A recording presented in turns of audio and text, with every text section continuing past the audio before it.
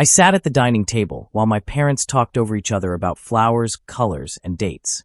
My father said, "Ethan, the sooner the wedding happens, the better. Lena is a wonderful girl." My mother nodded fast and added, "She's perfect for you. Don't delay happiness." I forced a smile and said, "Yeah, I know." Inside, something twisted, but I pushed it down. Caleb called me right after. "Bro, can we talk?" he asked. I walked outside and leaned on the porch rail. "What's up?" I said. He hesitated. "I don't know, man. Lena's been acting weird. When you're not around, she looks distracted." I sighed hard.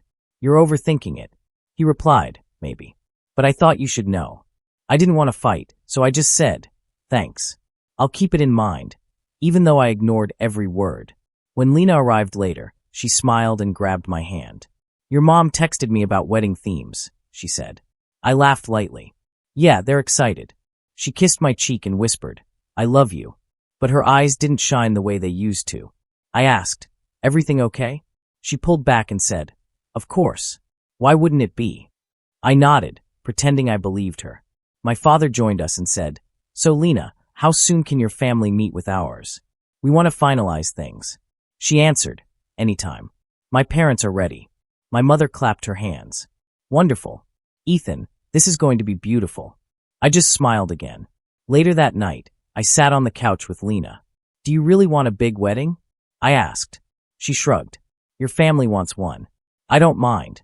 I looked at her closely. "What do you want?" She stared at her phone. "I want you to stop worrying so much." Caleb texted again. "Think about what I said." I shoved my phone into my pocket. Lena asked, "Who's that?" I replied, "Caleb. He's being dramatic." She rolled her eyes. "He always is. Ignore him." I said, "He cares about me." She frowned. "So do I." My mother walked in with a tray of tea. "You two look so lovely together," she said. Then she sat beside me and asked, "Are you truly happy, Ethan?" My heart stumbled. I felt Lena's eyes on me. I swallowed and forced out the lie. "Yes, I think so." But after my parents went to bed, Lena asked, "Why did you pause before answering?" I shook my head. "I was just tired." She leaned forward. "Do you not want this wedding?" I replied, "I do. I just feel rushed." She said, "Your parents mean well." I stood up and paced. "Lena, do you ever feel like things are moving too fast?" She crossed her arms. "Are you trying to blame me?" I said, "No. I just want us to be sure." She muttered, "I'm already sure." I sat beside her again. "Look, I love you. I just want us to be honest." She exhaled loudly. "Then stop acting like something is wrong." Her tone cut deeper than she knew. I whispered, "I'm trying." We sat in silence until she said, "Ethan, I need you to trust me." I nodded slowly. "I'm trying," I repeated. She rested her head on my shoulder, but I felt the distance between us like a wall. Before she left, she touched my cheek and said, "Please don't doubt us." I forced another smile. "I won't." But as the door closed behind her, the silence pressed against me. When I walked back to the kitchen, my mother was still awake. She looked at me and whispered, "Something's bothering you." I whispered back, "It's nothing." She touched my arm gently. "Just remember, happiness shouldn't feel heavy." Her words stayed with me long after I went to my room. As I lay in bed, I replayed every look in Lena's eyes, every warning Caleb gave, every question I kept avoiding. I murmured to myself, maybe I'm just overthinking. But even as I said it, something inside me tightened again, telling me the truth I didn't want to face.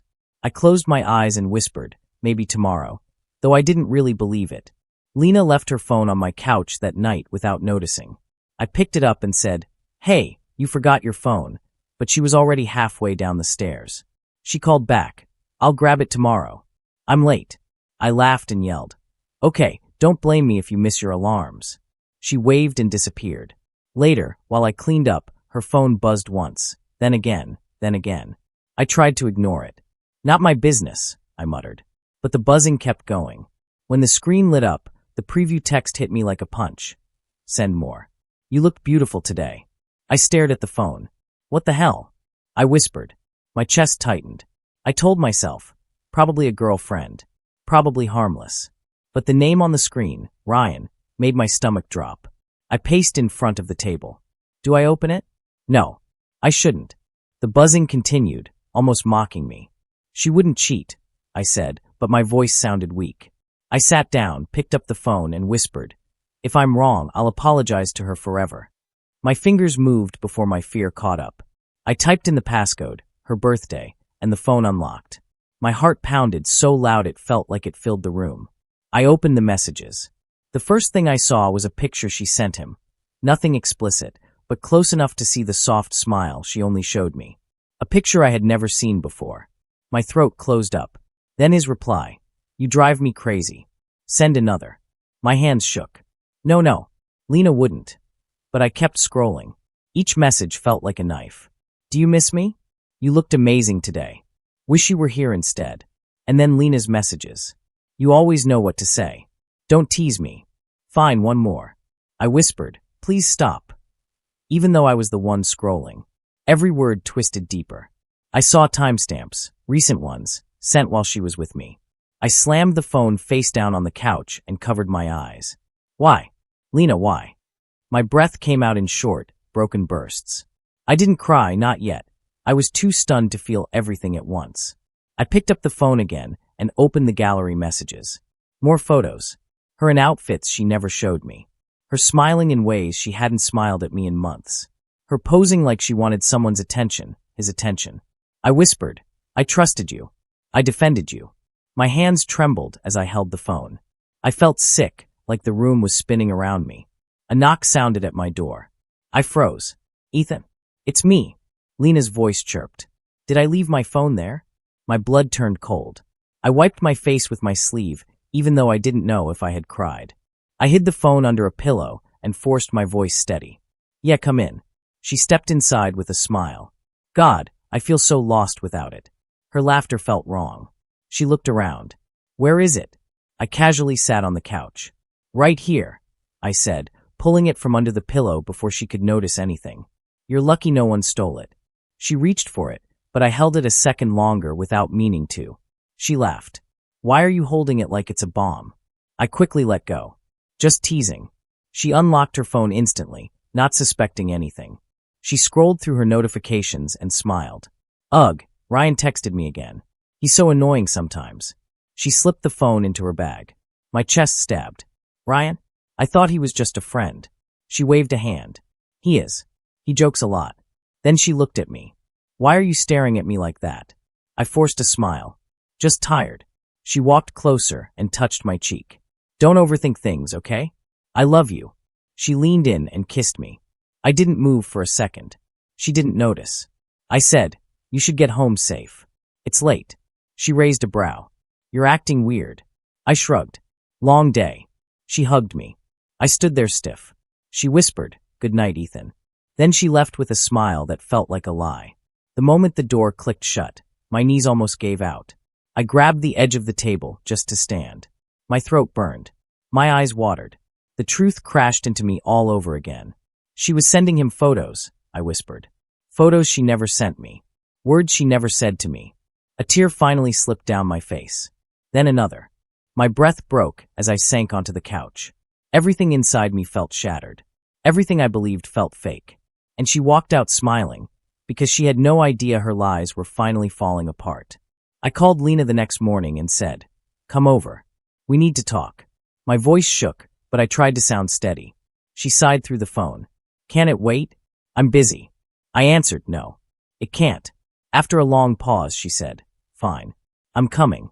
When she arrived, she asked, "Why do you look like you haven't slept?" I stared at her and said, "I saw your messages. The photos. Everything you sent Ryan." Her eyes narrowed, not with guilt, just annoyance. "You went through my phone," she snapped. I stepped back. "Lena, don't flip it." "Why him? Why the pictures?" She crossed her arms. "You're overreacting." My heart sank. "Overreacting? You sent him things you never sent me." She shrugged like it meant nothing. "Ethan, I was bored. He gives me attention. It's harmless." I felt my chest crack. "Harmless?" I whispered. "You call that harmless?" She rolled her eyes. "Stop being so emotional." I stared at her, stunned. "Emotional? I'm your fiancé." She shot back. "You're acting like I cheated." I raised my voice for the first time. "You did cheat." She didn't flinch. "We didn't do anything physical." My hands shook. "So that makes it fine." She looked away. "It wasn't a big deal." I felt everything inside me collapse. It was a big deal to me. She huffed. You're suffocating me with this drama. I whispered. All I ever did was love you. She gave me a cold smile. Maybe that's the problem. Those words stabbed deeper than anything else. My sister Maya walked in with groceries, saw my face, and dropped the bags. Ethan, what happened? I tried to breathe, but my voice cracked. She sent pictures to another guy. Maya spun toward Lena. You did what? Lena scoffed. Stay out of it. Maya stepped closer. No. You don't get to talk to my brother like he's the crazy one. Lena shot back. He shouldn't have looked through my phone. Maya snapped. He shouldn't have needed to. I whispered. Maya, stop. But she shook her head. No. She doesn't deserve you. Lena grabbed her bag. I don't need this. I'm leaving. I asked. So that's it? That's all you have to say. She shrugged again. You're blowing this out of proportion. My voice trembled. Do you even care that you hurt me? She looked at me, emotionless. You'll get over it. Then she left, slamming the door. I collapsed into a chair. Maya sat beside me and whispered, Ethan, she doesn't love you the way you loved her. My eyes burned. Why wasn't I enough? Maya shook her head fast. No, don't say that. She's selfish. This is on her. My mother walked in, saw my face, and gasped. Ethan, what happened? Maya answered for me. Lena was sending photos to some guy. My mother sat beside me and held my hand. Sweetheart, breathe. Just breathe. I whispered. She called it harmless. My mother sighed. Maybe you two need to talk calmly later. Before I could reply, my father walked in and said, Talk? What is there to talk about? My mother said gently, Please, but he cut her off. If she betrayed him before the wedding, what will she do after? I whispered, Dad. But he pointed at the door. End it. Before she destroys you. My mother rubbed my back. Let him think. He's hurting. My father muttered, I won't watch my son be treated like a fool. I pressed my hands against my face. She didn't even apologize, Maya whispered, because she doesn't think she's wrong. My mother whispered back, Ethan, you deserve love that doesn't make you doubt yourself. I couldn't speak. I just sat there shaking. Later that night, I lay in my bed staring at the ceiling.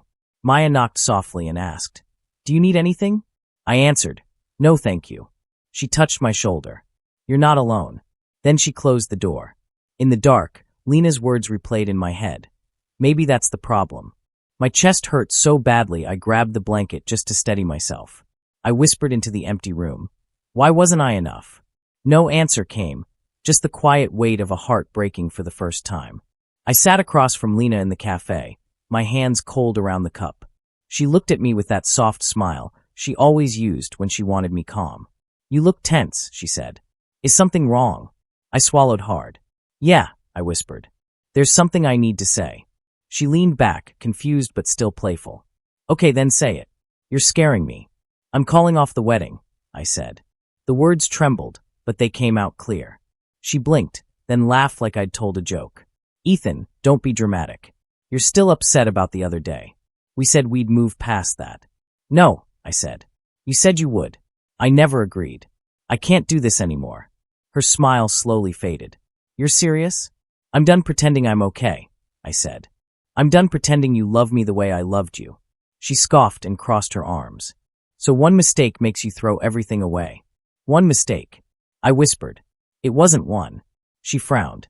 Stop acting like a victim. I told you I was bored. I needed attention. I wasn't cheating. I wasn't sleeping with anyone. It was just pictures. Just messages. That wasn't harmless, I said. It broke me. She rolled her eyes. You're overreacting. I apologized. What else do you want from me? Honesty, I said. Respect. Something real. I gave you everything, she said. You were the one who couldn't keep up. You were always too sensitive. I felt that familiar sting in my chest, but this time I didn't back down. If being sensitive means I cared, then fine. I cared more than you ever did. She opened her mouth, but before she could speak, the cafe door opened and someone walked in. Lena, Emily called out. Her cousin. She walked toward us with a surprised smile. I didn't know you two were meeting today. Lena stiffened. Emily, not now. Emily looked between us. What's going on? I sighed. I just ended the wedding. Emily gasped. Oh my God, he knows. Lena glared at her. Emily, shut up. But Emily already looked at me with remorse. Ethan, I'm so sorry. I told her to stop. I asked her so many times. Emily, Lena hissed. I stared at her. Told her to stop what? Emily hesitated, but guilt won. Talking to Ryan. It's been months. Since before the engagement party. She kept saying it wasn't a big deal. The words hit me like a punch. Months. Emily nodded. I thought she told you. I let out a weak breath. Of course she didn't. Lena slammed her hand on the table. Emily, you don't know anything. Stay out of this. Emily shook her head. No. He deserves the truth. Lena stood. Ethan, she's exaggerating. Ryan was a friend. We flirted a little. That's all. You're blowing this out of proportion. I stared at her, tired in a way I'd never felt before. I'm done, I whispered. I'm tired of excuses. I'm tired of feeling like I'm not enough. She grabbed my wrist. Don't do this. Don't ruin everything we built. We didn't build anything, I said, pulling away. I built something. You played with it. She froze, her mouth open but empty of words. I walked out of the cafe without looking back. When I reached home, I pushed the door open quietly, but my father stood in the hallway as if he'd been waiting. Ethan, he asked softly. What happened? I felt the weight of everything collapse on my shoulders. I ended it, I said. It's over. He stepped forward and wrapped his arms around me. My father, who rarely showed emotion, held me tight. Good, he said. You did the right thing. My mother rushed over, eyes already wet. Oh, sweetheart. I'm so sorry. She cupped my face. You didn't deserve that. I let out a shaky breath. I thought she loved me. Caleb stepped from the living room doorway. I'm proud of you, man. I know how much that hurt, but you finally chose yourself. I still feel like I'm breaking, I said. That's normal, Caleb replied. But this pain won't last forever. My chest ached, but under the ache something stirred, small, fragile, but real. Strength. I whispered, I'll be okay. And for the first time, I almost believed it. 3 weeks passed before I finally felt my breathing steady again. I threw myself into work, keeping my head down, avoiding anything that reminded me of her. One morning, while I adjusted some files on my desk, Jason glanced over and said, You look different. I raised a brow. Different how? Calmer, he said. Like you finally slept. I'm trying, I said. Some days are easier. Some aren't. He leaned against my desk. Healing isn't clean, but you're getting there. I nodded, appreciating the honesty. Yeah, I feel lighter. My phone buzzed in my pocket. I didn't even need to check to know who it was. Jason saw the way my face tightened. Still her. Every day, I muttered. Calls. Messages. Missed calls. Begging. Apologies. I don't answer any of it. You planning to? No, I said. I can't walk back into that pain. Jason crossed his arms. Good. You don't owe her anything. Before I could reply, another notification appeared, this time from Emily. I opened it. Her message said, I'm sorry again. I heard Ryan blocked her. She thought he loved her. He didn't. He used her. She's a mess. I exhaled slowly. Jason noticed. Bad news. Just fallout, I said. Things happening around her. Let it happen, he said. That's her path, not yours. I know, but my chest felt heavy anyway. After work, I visited the small apartment I'd started renting. Mrs. Carter, the building manager, greeted me at the entrance with her warm, grandmotherly smile. You settling in, dear? I think so, I said. Still feels strange living alone, but it's peaceful. She chuckled. Peace is a gift people only notice after chaos. How are you holding up? I hesitated, trying to move forward. That's all life ever asks, she said gently. Let things restart. Let yourself restart. I smiled faintly. I'm working on it. She patted my shoulder. You'll get there. Just don't rush. Inside my apartment, I sat on the couch and closed my eyes. No arguments.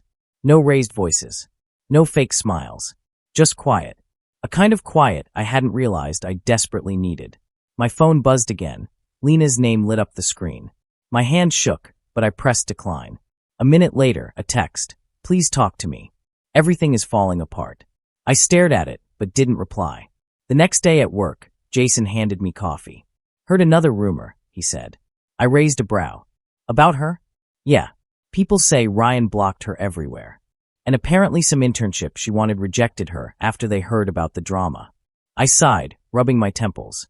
I don't want to enjoy that. You're not supposed to enjoy it, he said. Just acknowledge that consequences exist. I just feel weird, I said. Like justice is happening, but I don't want anyone hurt. That's because you're not like her, he said. You cared. I took a long breath. Maybe. Another coworker passed by and whispered gossip to someone else about Lena's friends distancing themselves. I tried ignoring it, but my heart still twitched hearing her name. During lunch, Jason nudged me. You okay? Yeah, I said. I just never imagined things would fall apart like this. They were already cracked, he said. You just didn't see the cracks. Maybe he was right. That evening, Emily messaged me again. She's not doing well. She's crying all the time. She keeps saying you're the only one who ever loved her. I replied, I'm sorry she's hurting, but I can't fix her. Emily responded, I know. I just wanted you to know I'm trying to help her. She needs to learn from this. I stared at the screen for a while before typing. Thank you for telling me. Then I set my phone aside. I didn't want to drown in her consequences. I wanted to breathe. As the days passed, I built new routines, cooking small meals, taking walks after sunset, talking to Mrs. Carter when I bumped into her in the hallway. She always had little bits of wisdom. One evening, she saw me carrying groceries and said, You look brighter today. Maybe I am, I said. I think I'm finally rebuilding. That's good, she said. Rebuilding means you're ready for something better. I smiled. I hope so. When I returned to my apartment, I sat on the floor, leaning against the couch. I thought about everything, her lies, my heartbreak, the silence she left behind. I didn't feel angry anymore. I didn't feel broken. Just steady. Her world was cracking, but mine was slowly rebuilding. And even though I wouldn't celebrate her downfall, I couldn't deny the justice that came with truth. For the first time, I whispered, I'm finally moving on. And I meant it. The knock came late, pounding against my door. I opened it and froze. Rain poured down, soaking her hair and clothes. Lena stood there, eyes red and wet. Ethan, please, she whispered. Lena, I said, my voice tight. What are you doing here?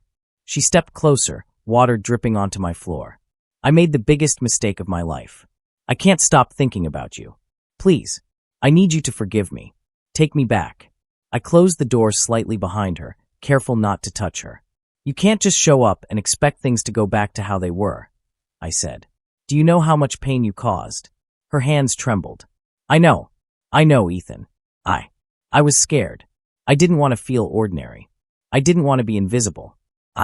I acted out, and I hurt you. My chest tightened. I wanted to scream, to yell, to break something, but I stayed quiet. All those messages, the photos, did any of it mean anything to me? I asked. Did you ever love me? She flinched. I thought I did. Thought you did.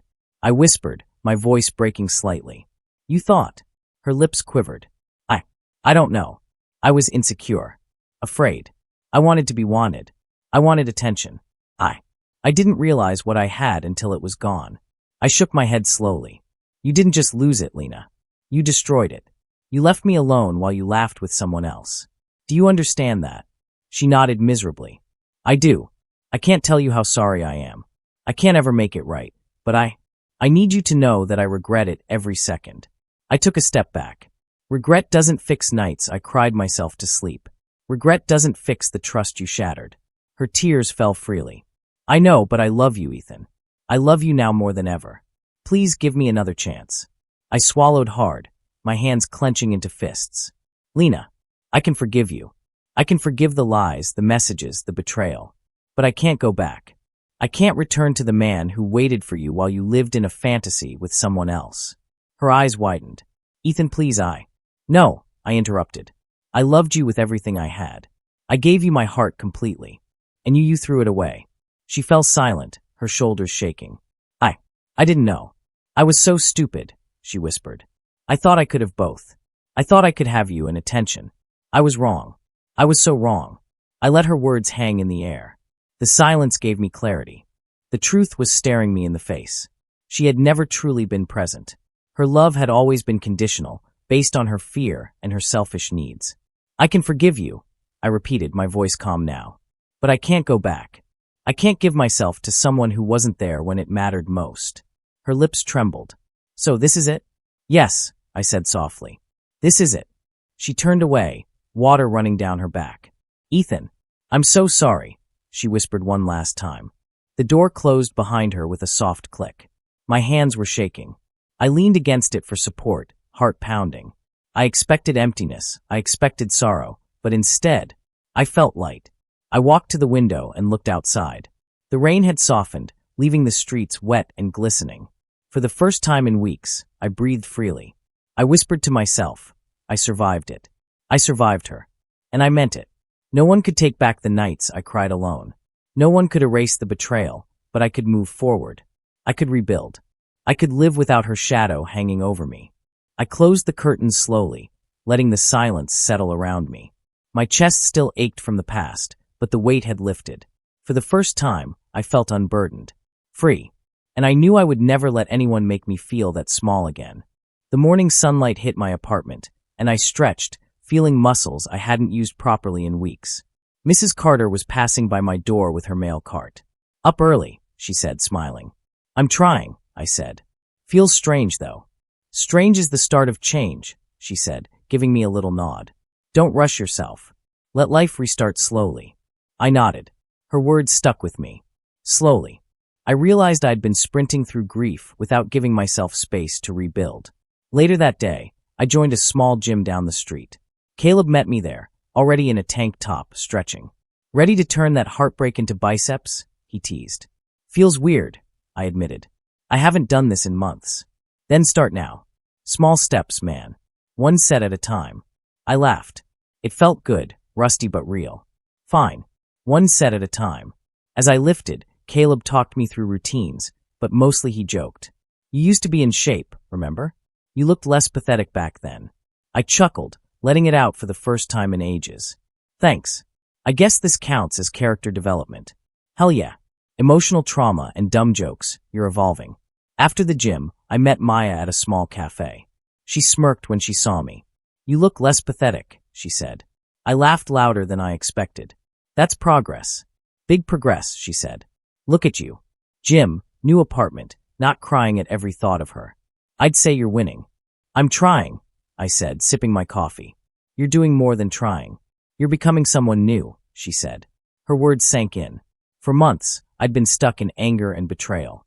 Now slowly, I felt my old self returning, but better, stronger, calmer. I spent afternoons learning small hobbies. Cooking became surprisingly therapeutic. One evening, Mrs. Carter stopped by as I burned a pan of vegetables. You look focused, she said. I am. Feels good to make something that doesn't end in disaster, I admitted. She chuckled. Cooking isn't about perfection. Healing isn't either. Mistakes are just part of the process. I nodded. I think I'm learning that. Caleb stopped by after work one day, carrying a small box. Found something to help your confidence, he said. Inside was a journal. Write down what you feel. Don't censor yourself. It's practice. I looked at him, surprised. You really think that'll help? Absolutely, he said. You've been holding too much in. Let it out. That night, I sat on the couch, journal in hand, writing everything I'd bottled up. The anger, the betrayal, the relief, the small victories. It felt strange but cleansing. Family dinners became less painful, more enjoyable. Maya teased me constantly. Look at you smiling again. I didn't think I'd see this day. I guess I'm learning to be happy without, I said, thinking of Lena. You're not pathetic, Ethan. You're healing, Maya said softly. Some nights, I still thought of her. I remembered her laugh, the way she'd hold my hand, and for a moment, my chest tightened. But the ache didn't stay. It faded into memory. Caleb checked infrequently. You're looking better. Talking more. Standing taller, he said one day. I feel stronger, I admitted. Not just physically. Emotionally, too. You earned that, he said. Don't let anyone take it away. Mrs. Carter's words echoed in my mind as I walked home one evening. Let life restart slowly. That's exactly what I was doing. Slowly, carefully, deliberately. By the end of the month, I could look in the mirror without flinching. The man staring back was familiar but improved, someone calmer, stronger, more self-aware. I whispered to myself one night while journaling, I'm becoming someone new, someone I want to be. And for the first time in a long time, I truly believed it. Life wasn't perfect. Lena still lingered in memory, but the pain was lighter. I was learning to live again. And that was everything. My phone buzzed while I was making coffee. I frowned, thinking it might be work, but the name on the screen made my chest tighten. Lena. I froze. For months, I hadn't checked her messages. I didn't want to. Part of me thought the past belonged there, behind me, untouchable. But curiosity, or maybe closure, made me swipe to open. Ethan, I'm leaving the city. I need to start over. I just wanted to say, I hope you have a better life than I ever gave you. I'm sorry for everything. Truly. I stared at the screen. The words were simple, almost casual. No begging, no excuses, just her truth stripped bare. I whispered to myself, she's really gone this time. For a moment, I felt nothing. Not anger, not sadness. Just calm. Peace. My chest loosened. I didn't even remember the last time I felt this light. I typed back slowly, deliberately. I hope you find what you're looking for. Then I paused. I didn't add anything more. No anger, no bitterness. Just that. Truth and kindness in one small line. I sent it. The little delivered notification appeared at the top of my screen. I stared at it, watching the seconds tick by, feeling the silence settle around me like a soft blanket. My hand hovered over the photo gallery. Hundreds of pictures. Memories of us, frozen in time. I scrolled through the first one. Us laughing on the balcony, sunlight spilling over our shoulders. Then the second, the third, smiles that had once meant everything. I stopped. My chest tightened for a moment, but then I exhaled. Slowly, deliberately, I began deleting them. One by one, no hesitation. Not out of hate. Not out of revenge. Out of acceptance. Out of letting go. When the last photo disappeared, the gallery was empty. Silence. Peace. I felt it settle fully this time, heavier and warmer than before. I stepped to the window and looked outside. The sun had broken through the morning clouds. Warmth touched my skin. I breathed it in deeply, filling my lungs with life that wasn't tied to her. I'm finally free, I whispered. The world felt sharper, brighter, as if color had returned to places I'd forgotten were gray. I could feel myself stepping forward. Not into someone else's story, not into another relationship, but into mine. I called Caleb. Hey, I said when he picked up. I think I'm ready to live again. Really live. About time, he said, laughing. You sound lighter. I feel lighter, I admitted. I'm not perfect. I still remember her, still think of her sometimes. But it doesn't hurt the same. It's calm now. That's healing, my friend, he said. You survived her. You survived the lies, the pain, the waiting. Now you get to live. Yeah, I said, smiling despite myself. Live for me. Not for anyone else. We talked for a few minutes more about nothing important, but everything important. Normal life. Laughs. Small victories. I hung up and felt a clarity I hadn't felt in years. I went for a walk, leaving the apartment behind. The streets were warm, sun reflecting off windows, children playing, people rushing by with purpose. I didn't rush. I let my feet guide me, slow, steady. A neighbor waved. I waved back. A dog ran past me, tongue lolling. I laughed quietly. I felt alive. I found a bench near the park and sat, closing my eyes. The sun warmed my face. I breathed, feeling my chest rise and fall naturally. No panic. No sorrow. Just peace. I whispered again, I'm free. And I meant it. Every ounce of it. It wasn't about her anymore. It never was. The healing, the strength, the calm, those were mine. My revenge wasn't hate. My victory wasn't her suffering. My triumph was living, fully and freely, beyond the lies and heartbreak. The city moved around me, but I moved differently. Lighter. Stronger. Clearer. I stood and stretched. My shadow followed me as I walked toward the horizon. Toward new streets, new sunlight, new possibilities. Toward myself. No one could take this peace from me. No one could touch it. Not her. Not anyone.